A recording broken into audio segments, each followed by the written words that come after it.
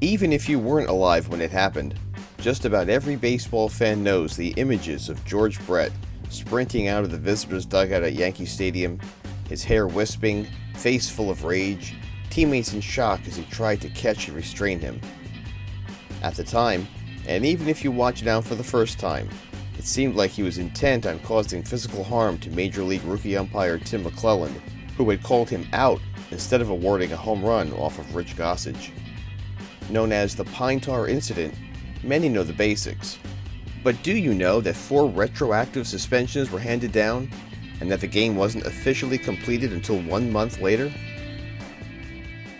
Kansas City entered the Bronx on July 21, 1983 with a 500 record, but still within the Western Division's lead.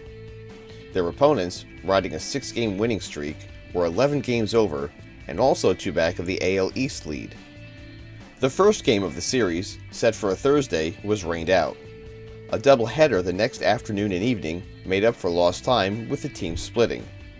A 9th-inning walk-off single by Don Baylor allowed New York to capture the first game, and a Willie Wilson single in the 12th being the difference for a Royals win in the nightcap. Saturday's game was uneventful, with the Yanks scoring all 5 of their runs in the first 5 innings behind a Ron Guidry complete game. Then came Sunday, July 24th. The Yankees had an upcoming 11-game road trip in the back of their minds. The Royals were heading back to KC for a quick homestand against the Indians. The visiting team took to the plate in their half of the 9th, down 4-3. With 2 outs, UL Washington on first, and facing Rich Gossage, who had just entered the game, third baseman George Brett smashed a long ball to right field that cleared the fence in fair territory. At first, the umpires signaled the homer was good, and the Royals were up 5-4.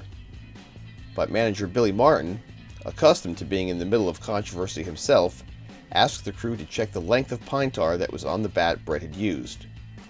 The officials entertained the idea, and after measuring the amount of tar against the width of home plate, agreed that the amount applied was not within regulation, thus nullifying the hit.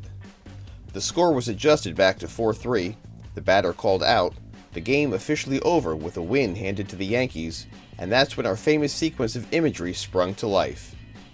In the ensuing chaos, Brett charged the officials, and teammate Gaylord Perry, along with coach Rocky Colavito, took part in hiding the bat to prevent further examination. The Royals protested the game and asked American League President Lee MacPhail to look into the matter further. MacPhail ruled that the amount of tar on the bat's handle could not alone have caused the ball to travel as it had. The league president reversed the umpire's decision, and the game was ordered to be completed at a later date, with 2 outs in the top of the 9th and the Royals leading 5-4. He also suspended Brett for his antics, manager Dick Hauser for arguing, and Perry and Colavito for their shenanigans with the bat. The Royals had to make a separate trip to finish the remainder of the game, what little there was left, on Thursday, August 18th, a scheduled day off for both clubs. Brett's at-bat would be the last official one until the resumption, and the Yankees made a handful of defensive moves prior to taking the field. But first, Billy Martin tried to convince the new umpire crew, none of whom were in attendance for the first 8 2/3 innings, that Brett never touched the bases during his home run trot. The umpires balked at the move, providing documentation from the league in case something of this sort would go down, and Martin announced the Yankees were now playing the game under protest, much to the delight of the Bronx faithful. Once actual gameplay began, George Frazier entered the game as the new pitcher. Ken Griffey replaced Bert Campaneris, who was injured, at first base. Don Mattingly, a left-handed fielder, moved from first to second. And the strangest move you would think of witnessing in Yankee Stadium back then, Butch Weiniger took behind the plate for Rick Cerone, and Ron Guidry, yes, that Ron Guidry, entered the game to play center field for Jerry Mumphrey, who had since been traded. The center fielder's spot was 9th in the batting order, and due to bat third come bottom of the inning, thus an actual fielder was saved in case of extra innings. Frazier struck out Hal McRae to end the historic innings top half.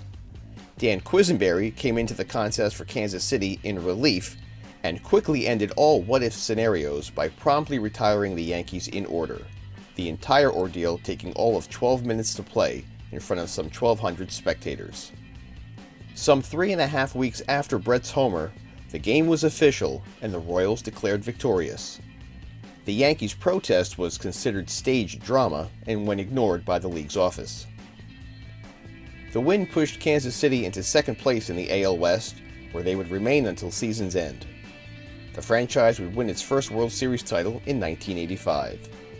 George Brett put together quite a career: 3 batting titles, an MVP award, and over 3,100 hits. He was inducted into baseball's Hall of Fame in 1999. Though he still talks candidly about the hit and game to this day, one has to wonder his feelings had the call gone differently.